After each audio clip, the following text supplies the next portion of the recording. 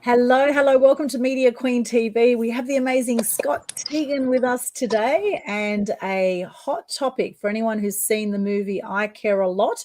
You will know that there's some really dodgy practices going on out there, and our aged care are definitely suffering.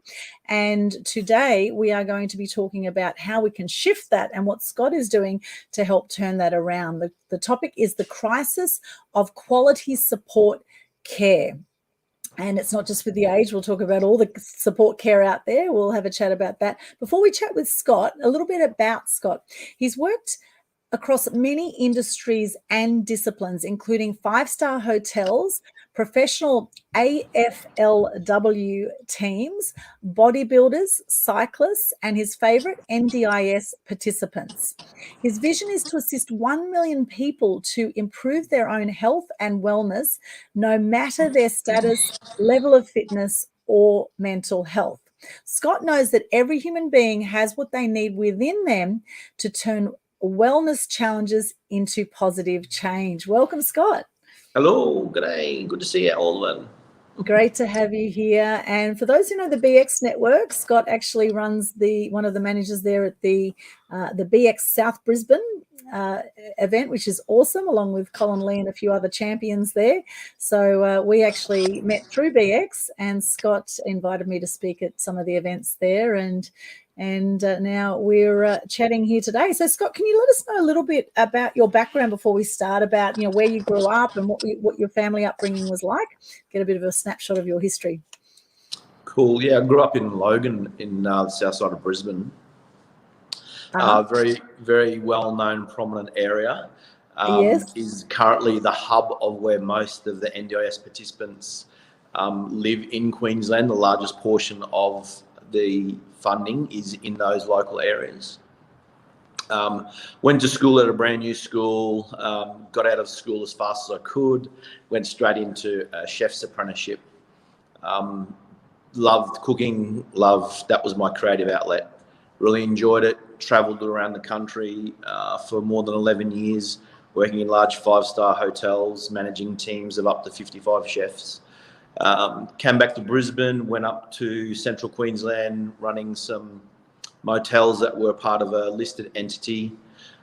And then moved into what was more of my passion as life changed, and started to do work and focus more on myself, about what I needed for me, and got some qualifications in the fitness industry, and then looked at how and what people were looking for to make changes in their physical being. So that's what has led me to here, and it's the main reason why I focus into the NDIS.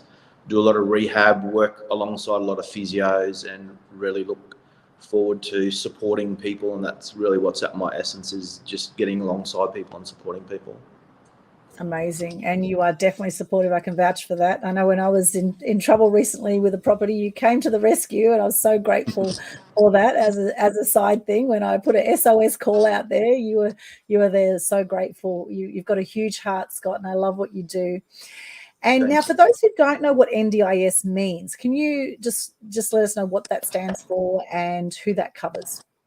Yeah, so that's the NDIS is the National Disability Insurance Scheme. And so it's run by the government, and it's a scheme to prop up and support people, which has changed over the last 5 years into a national commission.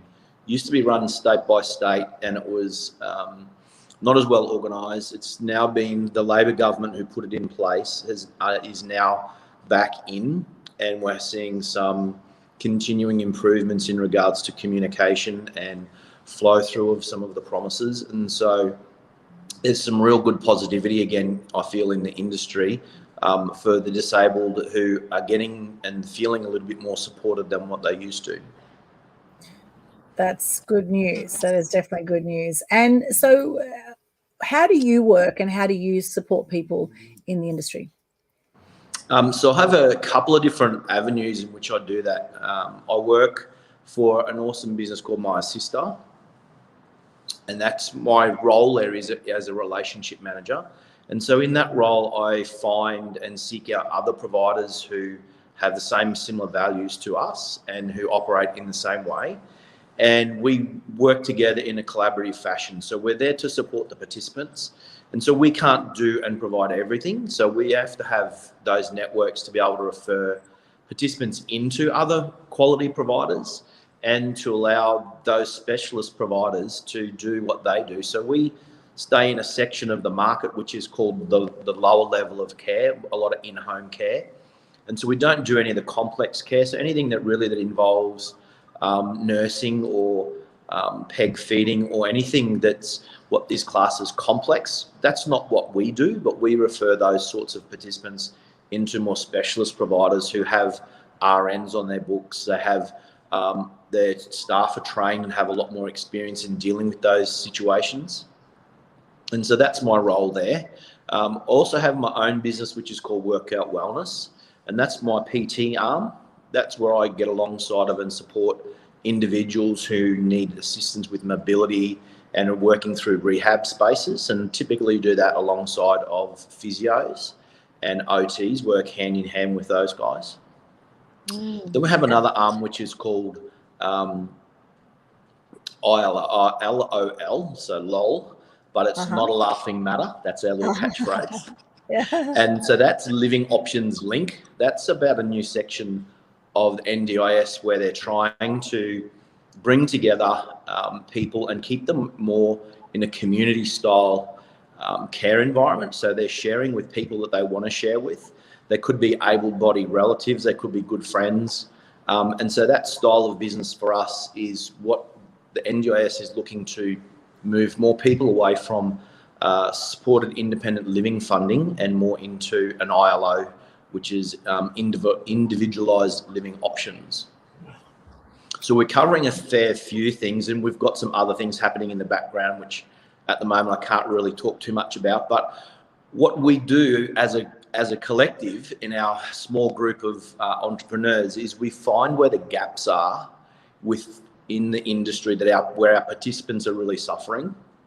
And so we try and then come up with creative solutions to help support them better and to take away the time frames. So that's the big impact for a lot of them at the moment, is there's a lot of time between transitioning with funding. And when that happens, it really deters the participants because they're not getting the support that they need or they want or that they deserve.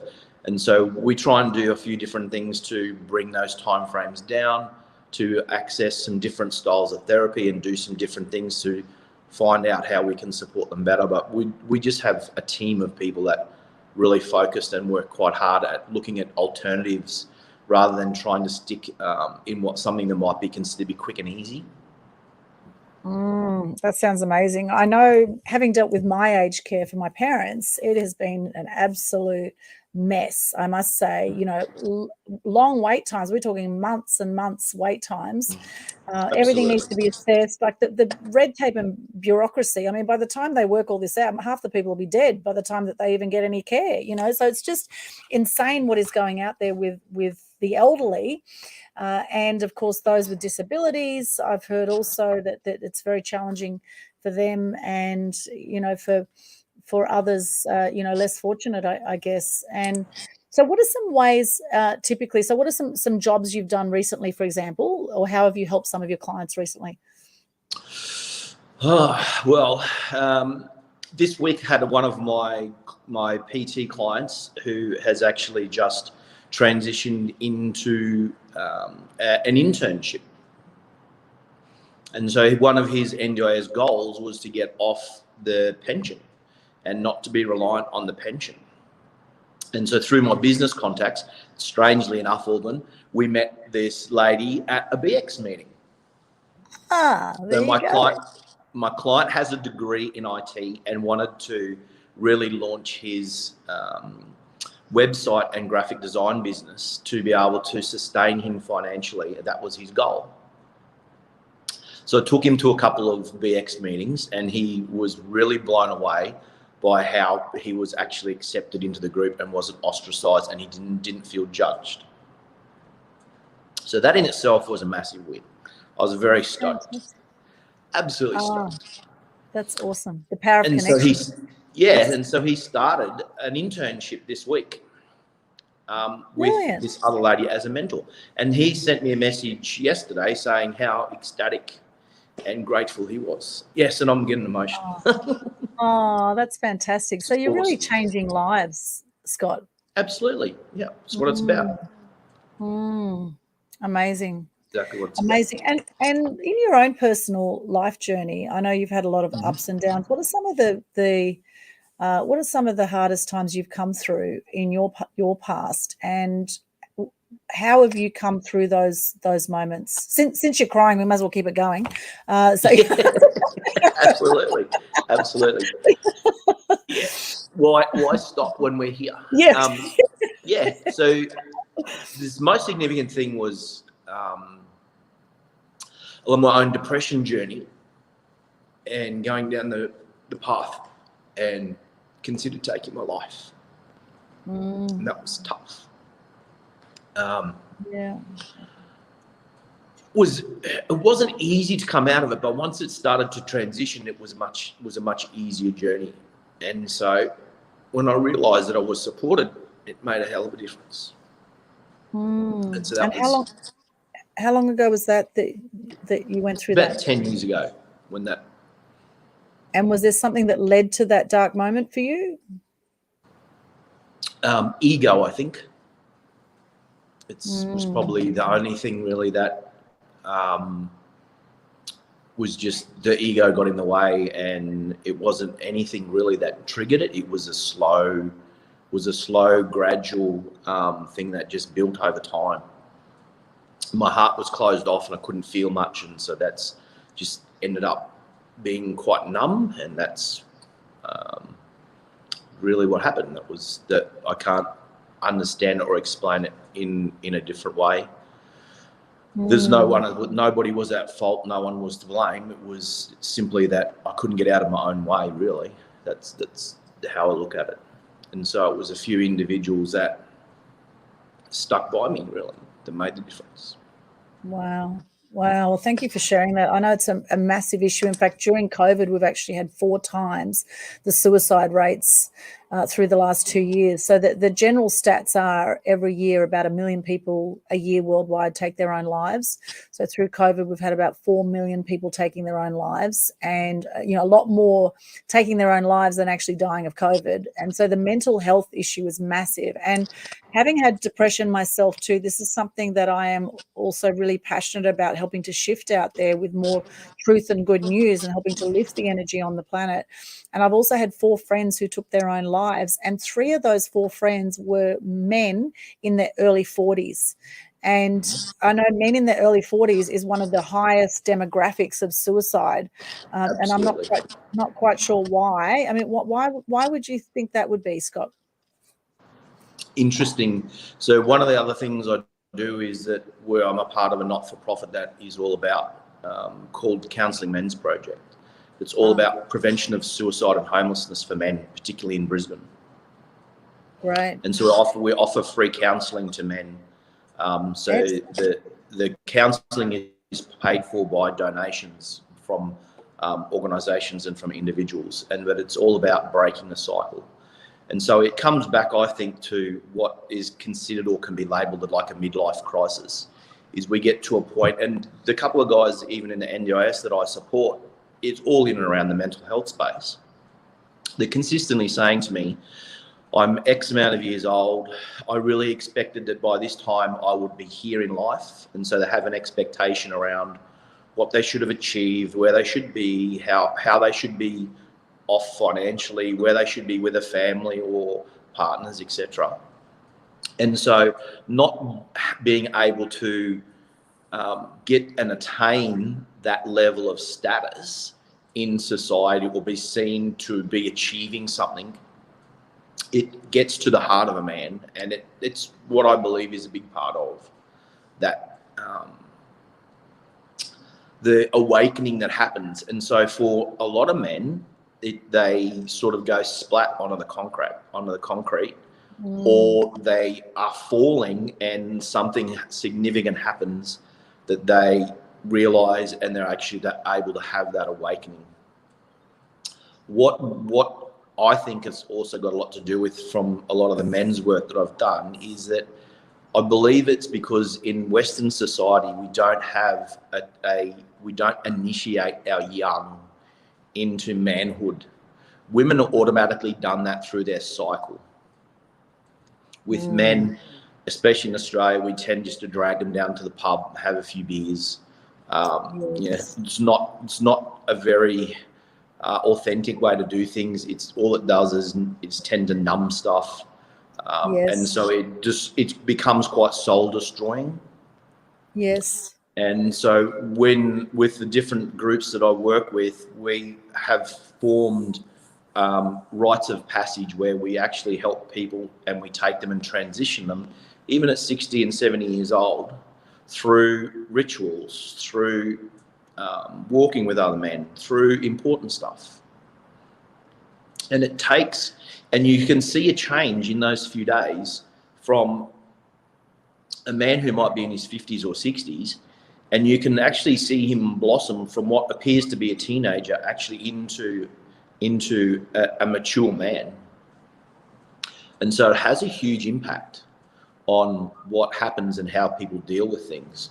And the most significant thing is that we don't do in Western world is we don't build elders around us. We don't have wise counsel. We don't have these older people. We just unlike a lot of the Asian cultures and different cultures around the world, we discard our aged people into nursing homes. We literally just lock them up, get them out of our hair, throw them away because they're too much of a burden. In many other cultures, they bring them in, they drag them in closer, they nurture them more. They actually don't shy away from them. So we have some big issues socially that it perpetuates the issues that are already there. Yes. Wow, they're all such amazing points. And I know Colin Lee, also in BX South Brisbane, he works with a group called Mentoring Men, also very passionate about this topic. And it's great to see so many men's groups out there now. I must say 10 years ago, I don't remember really hearing hardly any men's groups, and now they seem to be all over the place, which is awesome that men are now talking through these things, and whether it's, they've had a divorce or whatever, often divorces can be absolutely devastating for a lot of men, where they've had the great family life with the children, and then suddenly they're out on the street. And I've seen men who've been millionaires and now out on the street who've had after a divorce. And then, of course, often what happens after divorce is the women get 80% plus of whatever they've got, and the guy's starting all over again. And so there's a lot of inequities too in the legal system, I think. And the other thing is too, like I did I emceed at a launch of a group called The Sanctuary, which is a sanctuary here on the Gold Coast where they take in women and children and pets. I was emceeing at the launch there, and they were talking about Simone. With Simone, exactly. I was emceeing at that event, and there was about 200 people there or so in Burleigh. And, a lot of people talk about all the abuse that women suffer from men. And I said, as an MC that night, I said, my heart also goes out to the men who've been abused by women. It goes both ways. But of course, men are not meant to be hitting women. But it's okay for women to hit men. They get away with it, right? And I'm not saying either is good, but I'm just saying, what do guys do? If a woman is abusive, whether it's emotionally, physically, mentally abusive to a man, how does he deal with that? How do women deal with that? I mean, and the thing is that hurt people, right? Hurt people, Absolutely. Hurt people. And so, as you say, in the culture, this Anglo-Saxon culture of the nuclear families and, not valuing the family structure. Now, I'm grateful that I have European heritage, and I've got Greek, Turkish, Ukrainian heritage. And my dad's 84, mum's 78.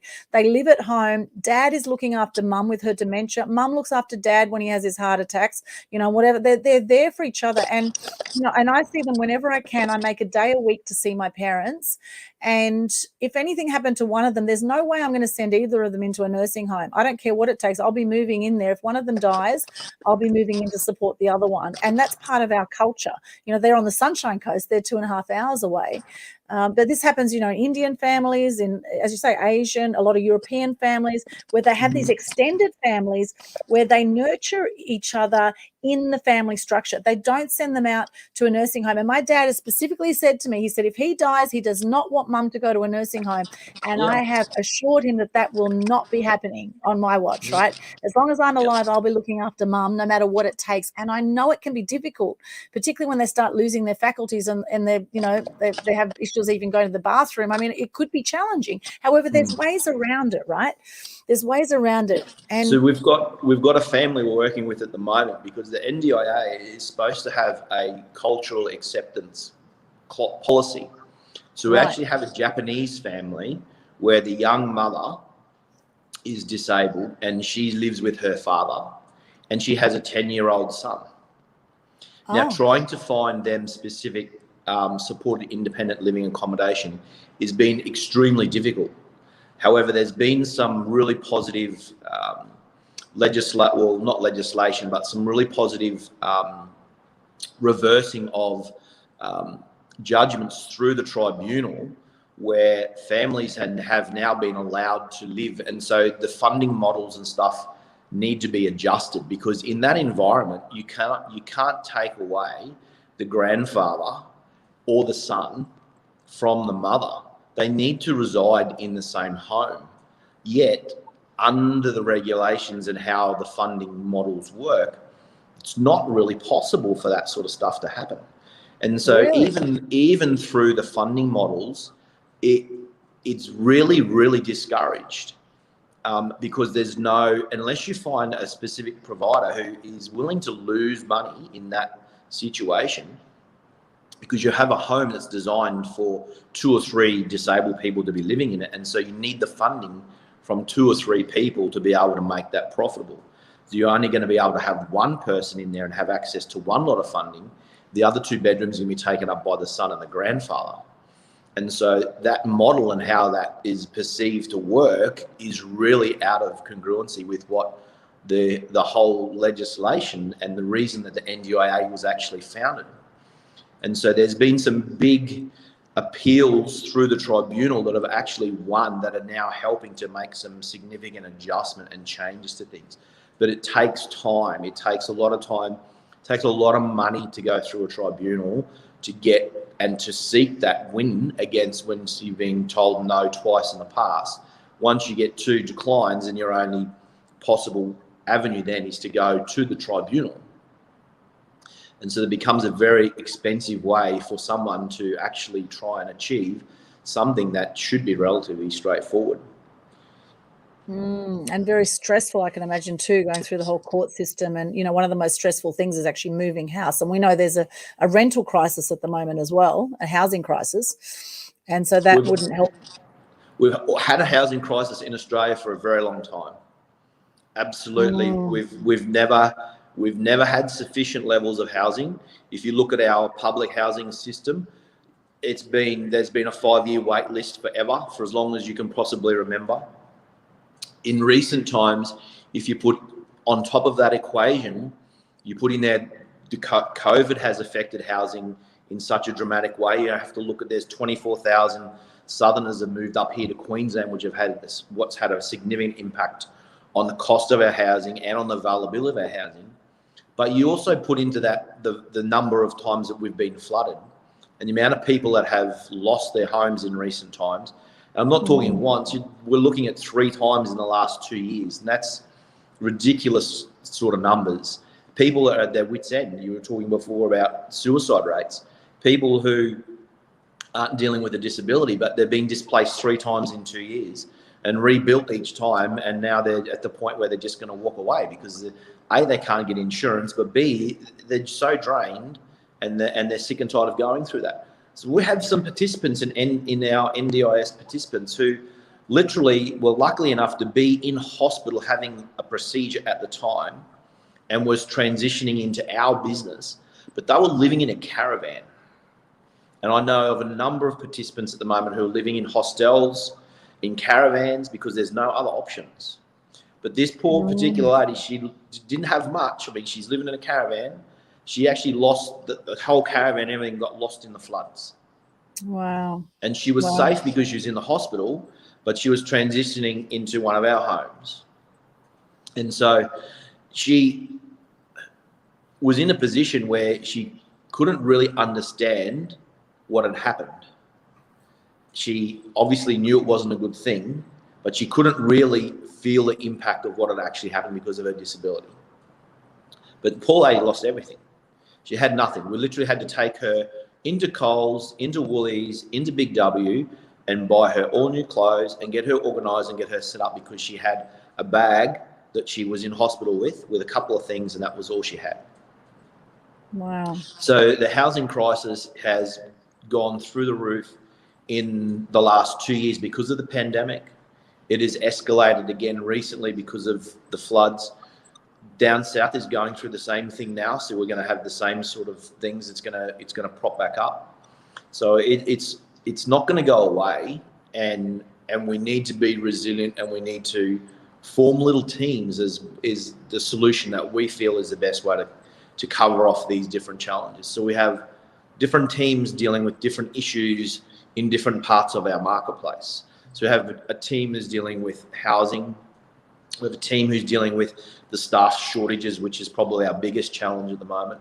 We have a team who's dealing with some of the capacity issues in other parts of the industry, where there's literally no specialised people that need to be able to go and provide services, which creates the length of time when it comes to doing reviews and getting people the levels of service that they need. So those collaborations and the teams that we put together to deal with those sorts of things, that for us is the only way that we can have a significant impact, because we're not doing it just for us, and we're not doing it just for the participants, but it actually assists the industry as a whole, because we're not just moving, especially with staff, we're not moving staff just from one employment base to a different employment base. And we're not pushing them out into being independent workers, like there's a lot of independent workers these days. What we're trying to do is actually create more workers into the sector, because it's not a glamorous sector. It's not something that kids aspire to when they leave school. They don't want to go out and work in the disability or the aged care sector. It's not something that they are guided towards, and it's not something that at that age that they're called into. But what we're finding at the moment is there is a real awakening between the older generations with those who are listening to what they want in life. And in the last few months, I've spoken to a lady who was an architect, who's now walked away from that sector and is enjoying the rewards she gets from being a support person. There's others out there that I've come across that have just moved across into a whole brand new industry for exactly the same reason, because they were working, for example, one lady that we met at Expo, she was working in the youth sector and was just sick and tired of being sworn at all the time, and decided that she wanted something that was a bit more rewarding and had a bit more of a wider vocabulary. So she's looking, and she's done the training now, and she's going to come across and she's going to start working and supporting people. So as we mature, a lot of times we look for different styles of rewards. We look for things that's a little bit more nourishing to our soul. And so this sector itself does give you that. It's extremely rewarding. It's the reason I'm in. You work in the private sector, they seem to be more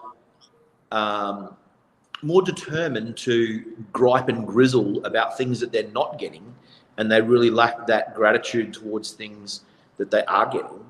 So it's a totally different dynamic and a very different energy when you're working with people in the aged care or the disability sector. Wow, it's amazing work you're doing. And how do you sort of fund yourself, or where do you make your money? Is it from the people, or do you get funding from government, or how do you survive with this? The individuals, each of the individuals are funded through the government, and so we get paid through those particular individuals that we support in different ways. And so we have a different philosophy in how we work as well, is that we are providing services where people have had issues in the past. So a lot of the funding is supplied in a ratio of 1 to 2 or 1 to 3, which means they have to share. If they've got a ratio of 1 to 3, means they have to share with 2 other people in a house. And so when you have the house like we do, we have the head lease on a lot of the houses. We are then only given funding for as per the ratio of those participants for the operation of the house. What we find, and what every single one of our participants has come from another organisation where something has happened within the home. And you've got to understand, if you think about ourselves, when we were 18 and 19 leaving home and we went and lived with 2 or 3 other people, there'll always be conflict. There's always creates issues. If you put a disability in there on top of that, then it's an absolute minefield of what you have to deal with. And then add in a couple of different support workers as well. So the dynamic in the house is very difficult to manage. A lot of the people who've been through that model, they're so far over and done with the levels of inconsistent care, but also the toxicity and the volatility that is in a house from having so many different people living in the one environment. And so everybody that we talk to now, they want to live by themselves. They don't want to have to share with lots of people. However, the funding models don't allow for that. And so again, it's something that we've created some options that allow us to be able to provide housing options for some individuals where they actually don't have to share. Okay. What that means is that we don't make anywhere near as much money. Sometimes we don't make hardly any money at all in regards to a participant, because for us, it's not about making lots and lots of money. It's about providing what is a necessity for the individual person. And so we can't keep up with a number of things. We can't keep up. We can't get enough houses. We can't get enough staff. And so at the moment, we're probably turning away between 2 and 3 participants a week because we just can't support them. We don't have the resources to be able to do anything at all, let alone be able to give them what is they're after. And so that's where the networks that we have in place are very significant, because if we can't look after them, then we try and refer them into someone else who has some more resources available for them or knows somewhere where they are able to go. But at the moment, I've been working with 2 families for nearly 9 months trying to find a suitable home. And we have done so many inspections. They've been to so many auctions trying to buy the house themselves, and the agents are telling them, you're 150 grand, 200 grand short of what the reserve is. You're not going to be able to buy this home. And it's really significant, the impact that it has on the mums and dads who are the #1 support and care for the NDIS participants. Until we're able to get them out of the family home and help them to transition, mum and dad are at work 24/7 and are absolutely drained. And so we have respite services that we're able to help them, where mum and dad can actually go away for a little while, and we go into the home and stay in their home and look after the child in the home while they have a break. It's not an ideal way to do it, but at the moment it's really the only option. And so that's the workaround that we can come up with, and that's what we're doing at the moment with some of the families. But it's an ongoing, and it's a very large and an extremely real challenge to be able to build and provide the systems and support and the resources with for the individuals for what they actually need. And a lot of people, unfortunately, at the moment have had to make a decision where they've had to accept less than what they would like because there's no real options. There's no other choice at the moment. You either stay here and put up with what is happening and you manage through that, or you can have a slight upgrade to where you are. It's not exactly what you want, but it is an improvement, and that's how we try to focus on it. And in time, hopefully, we can get that to change even more again. Wow, amazing. So much in there. And just adding to the point about the housing crisis, I actually looked into some statistics around this. And six years ago, 2016, there was about 100,000 homeless people, according to the Australian Bureau of Statistics. And then in the last, or 2 years ago, they record about 300,000. So it's 3 times the rate of homeless, and more, I would say, with the floods, etc., that haven't been recorded. at least 3 times the amount of homeless just in the last 6 years. And I know also I rent rooms at my place, and we've had a flood of international students come into the Gold Coast. I've had so many international students come in, and I've had quite a few people come in. I had a guy the other day who had autism, came in with one of his support workers, and apparently had another 2 support workers. And, you know, I've got a share house I'm managing here, and, you know, to put someone with autism with 3 carers into a share house, it could go okay or it may not. It's a bit of a Russian roulette situation, you know. And interestingly, having rented rooms and rented properties, I've taken on homeless people, I've taken on people who've been living in their cars, I've taken on all sorts of people who've come from troubled backgrounds.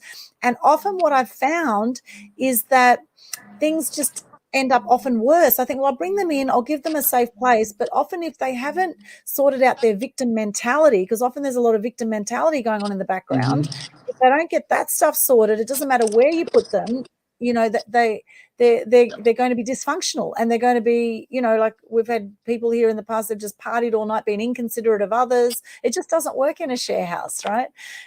So it's a really tricky situation, even for those managing share houses who want to help people out. And I've learned the hard way. And so now, you know, I've had drug addicts come in who I didn't realize were drug addicts at the time, and, you know, and it's just, and so now I'm ultra cautious about who I bring into my house, and who I rent rooms to here now.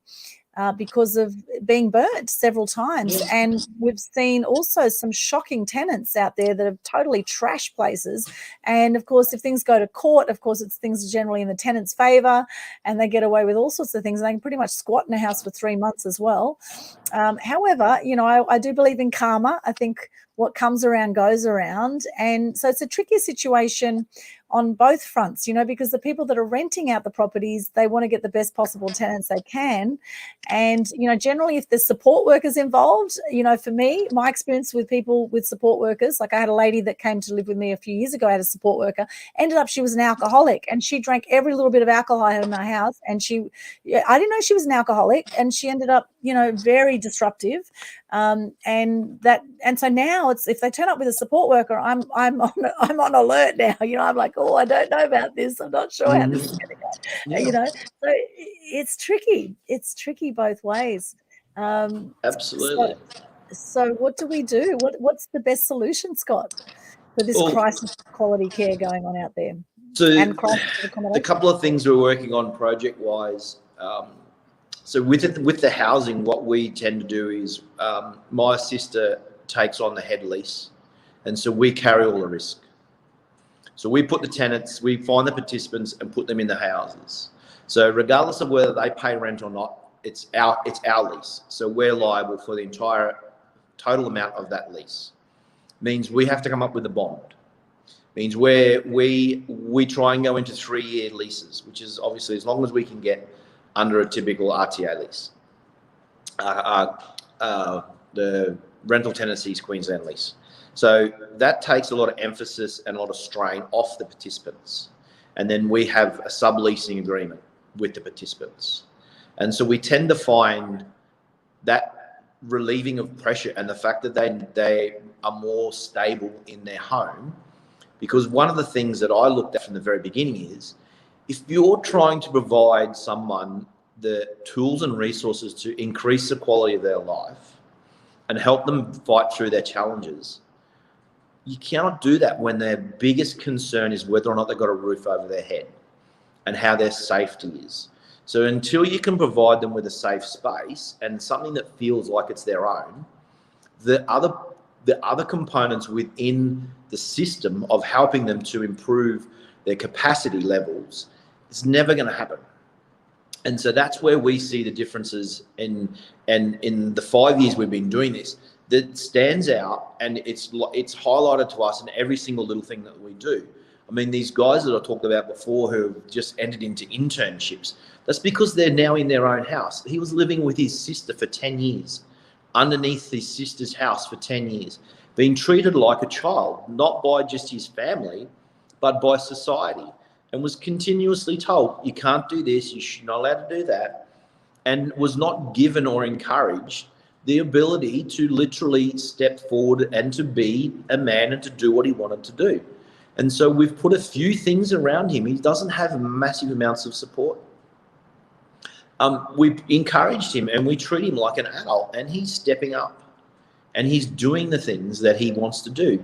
I mean, anyone that wants to get off the pension, and hopefully, like you said, the next goal is to actually get off the NDIA and not be reliant on the system and to stand on his own 2 feet. That's a huge goal. And he's, in the last 12 months, we've only been working with him since December, but he's been working with another provider as well for 12 months.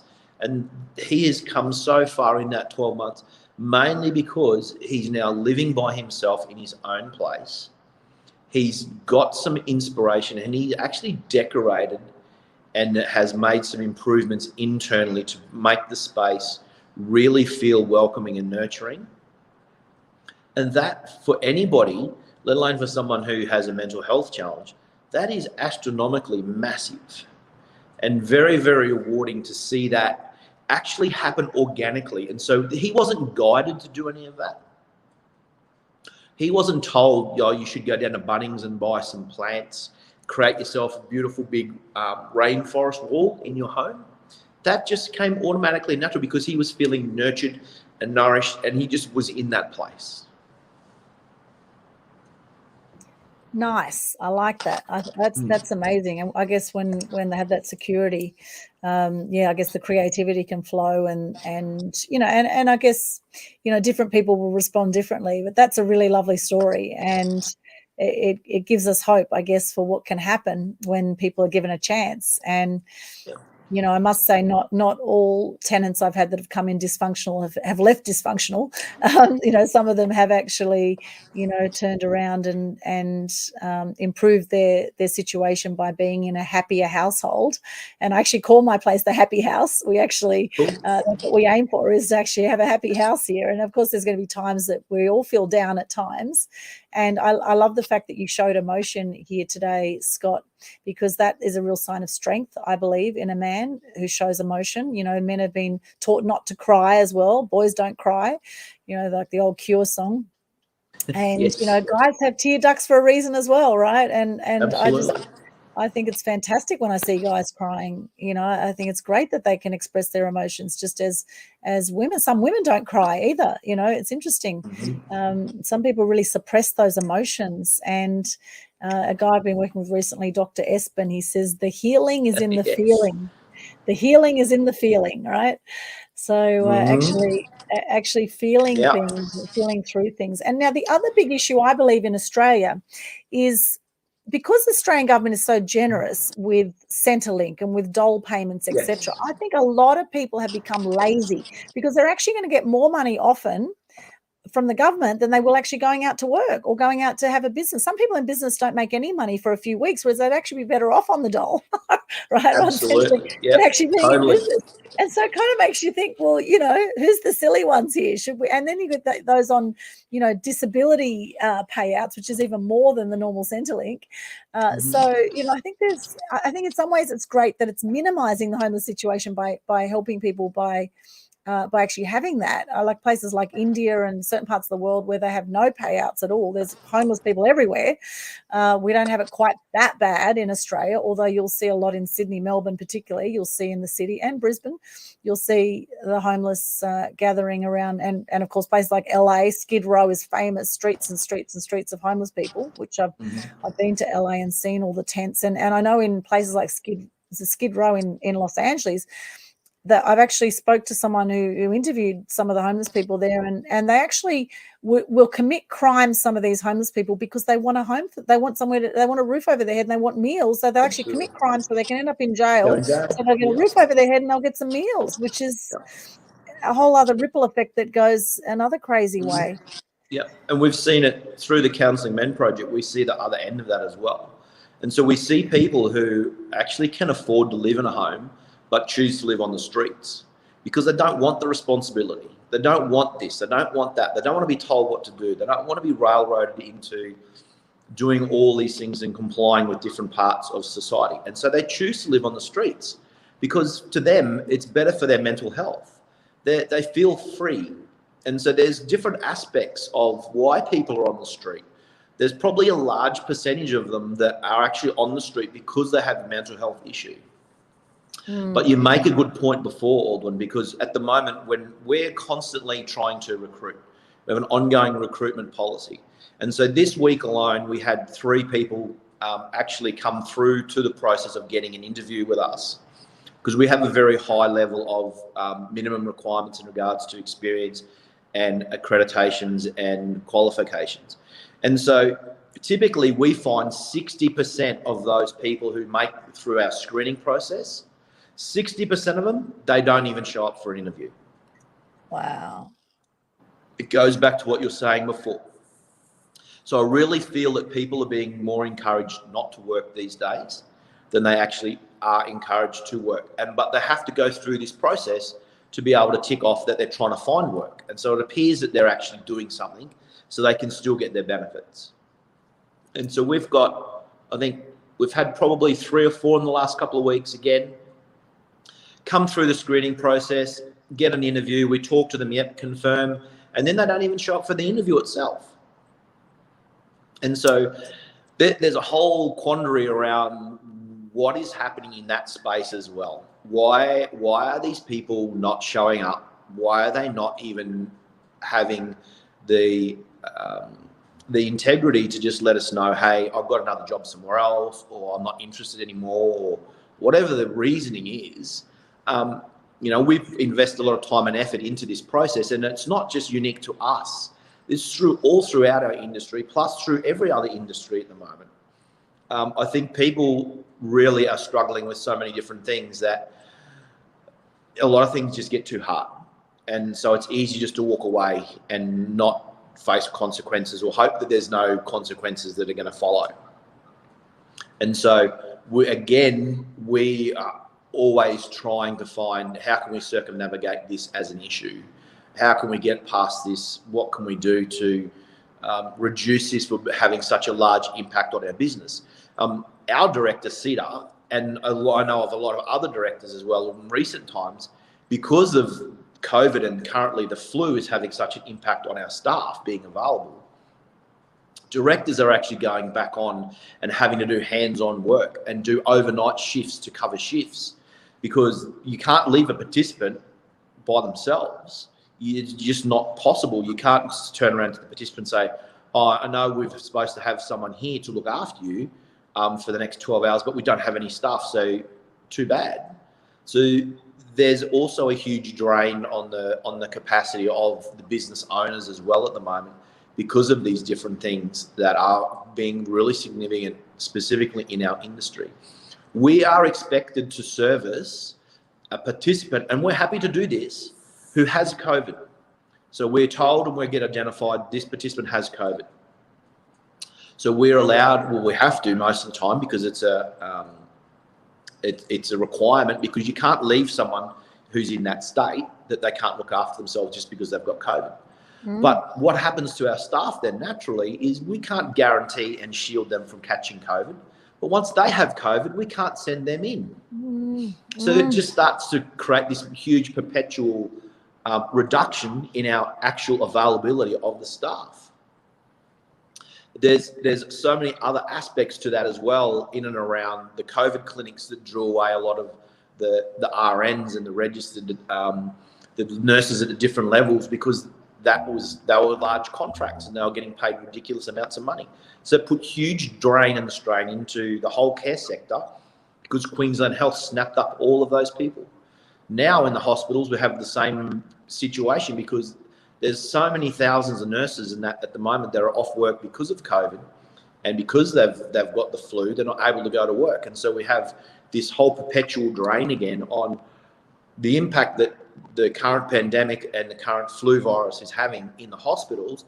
Not only are the beds full, but the numbers of staff to service those people are actually much lower as well. And so what people don't understand is that a lot of those nurses and a lot of those care staff actually operate and work in other businesses in the sector as well, that will always be loyal to the hospital, because they get paid a lot more in the hospitals. And so we're trying to compete with what the government is paying the nurses and stuff in the care sector when they come out of the hospital system, not working for the government. we can't afford to pay them what they're asking for because we don't get paid by the government that much per hour. So we can't cover those sorts of wages. And so there's a real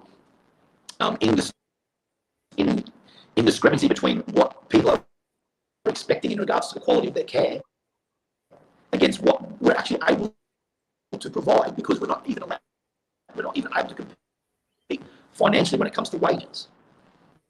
And so it creates another component. So so many challenges in this industry. My goodness. And then you think, you hear the stories of the shocking aged care, the care that happens in aged care centres and in nursing homes. We hear about that. Scott's just popped out for a sec. No doubt he will be back in just a moment, hopefully. We hear about the shocking situation out there with the nursing homes and aged care centres and how people are treated in those places. And, you wonder, there's so much going on behind the scenes, as we've been sharing here with Scott. Hopefully Scott will join us again. I know his internet was cutting out a little bit there. Thank you to those who have joined us here on the live. We've got Alpha Ramen. Hello, Alpha Ramen. It says, hello, everyone. Good to see you there on LinkedIn. And Daniel Moevo, thank you for this eye-opening discussion. Pleasure, Daniel. Where are you joining us from? If you're watching this live right now, where are you in the world right now? And what's something you're getting out of this conversation so far today? Hopefully Scott will be able to join us in a moment. We'll see how we go. We'll keep it rolling, and hopefully he will come back on. In the meantime, while we're waiting, I might just do a bit of a good news challenge here, or mention the good news challenge, which is actually happening for July. We have a 7-day global good news challenge for July, which you can start anytime between now and Sunday. So this is my little bit of how I'm helping to make a difference for people with depression and to help end suicide rates out there by shifting the energy into gratitude, from fear into love. And joy and gratitude, very high vibrations. In fact, you're vibrating at 540 hertz, scientifically proven according to Dr. Hawkins' scale of consciousness. 540 hertz when you're in joy and gratitude. It's actually above love. And then we've got peace and enlightenment above that. If you're feeling shame, guilt, anger, fear, all those vibrations are below 150 hertz. And so when you can get into gratitude and joy in life, it's very simple. Just think of something you're grateful for. It is very, very powerful for your life and for those around you. And so this is what we do for the Global Good News Challenge. We actually started this in June 2020. And it continues monthly. It actually starts on the first Monday of every month and goes for as many days as whatever number month it is. So for July, we have a 7-day challenge. For August, we have an 8-day challenge. For September, will be a 9-day challenge, etc. And how it goes, very simple. You just do a Facebook Live or a LinkedIn Live, or it could be on YouTube. Just do a video and just share your name, what you do, 3 things you're grateful for, and a piece of good news. And your good news could be anything. Could be something about your business, about what you're up to. Could be anything. Could be something you've seen online. There's a whole lot of good news stations out there. Actually, we've got Good News Network. We've got Sunny Skies News. We've got news.com.au has a good news section. So lots of positive news out there. And as long as you hashtag Global Good News Challenge, when you do your challenge, then we will also share that out to thousands of people. So just checking in with Scott. Hopefully he'll come back. I'm not sure what's happened. Maybe his phone went flat. Oh my goodness, we'll see. So this is mine for today. I'm going to do my good news challenge. While we're waiting, why not? Let's just get into it. So mine for today. Hi, I'm Aldwyn Altuney, also known as the Media Queen. 3 things I am grateful for today is I am grateful for you watching this right now, grateful for this technology, and I'm grateful for my health. And my good news for today, of course, we're doing a fantastic interview here today with Scott, and hopefully he can join us again. If not, I'm sure we can get him back another time. And also at 5 o'clock today, I'm actually going to be interviewed by Davey Newen for 89.3 FM radio station in Sydney. And that focuses on multicultural arts. It's going to be an amazing show with Davey Newen coming up at 5 o'clock, which will be a live stream or live interview on radio, and you can hear it online as well. So that's going to be brilliant this afternoon at 5 o'clock. So there's my good news today. And what I do as the media queen is I help inspire more truth and good news in the world, help to lift the energy on the planet, and help to decrease depression and suicide rates through more good news. So that is my challenge today, is day 5 of 7 of the Global Good News Challenge. I was actually going to do a separate video, but I will add it to this video now, and we'll share that out onto the Loving Life group and into the Global Good News Challenge Facebook page. Now, it seems like Scott has... he's not actually online, so maybe his phone went flat, or I'm not really sure. We'll just wait another minute or so. He did ask me to share some links with you, though, so I will share those with you now. And if you'd like to find out more about Scott's work, now this is a link here, and this is about a new client moving into supported independent living housing, which they call ISL. So a new client moving into supported independent living housing. So that's a bit of what Scott does there. And also there is a video on Facebook here he would like me to share. So I'll pop that in here as well.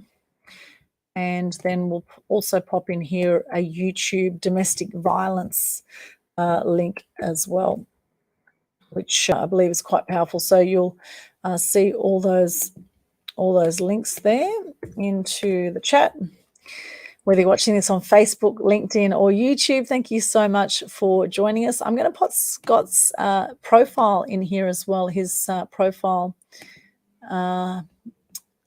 his Facebook profile, so you can reach out to him, send him a private message if you have any other questions for him, or if you know anyone who maybe wants to join his company and actually help with this support work that he does, this amazing work. If you know anyone actually looking for work who really does want to work, I'm sure Scott would be more than happy to hear from you. So please do reach out to him. You'll find Scott at facebook.com/scott.tegan.50.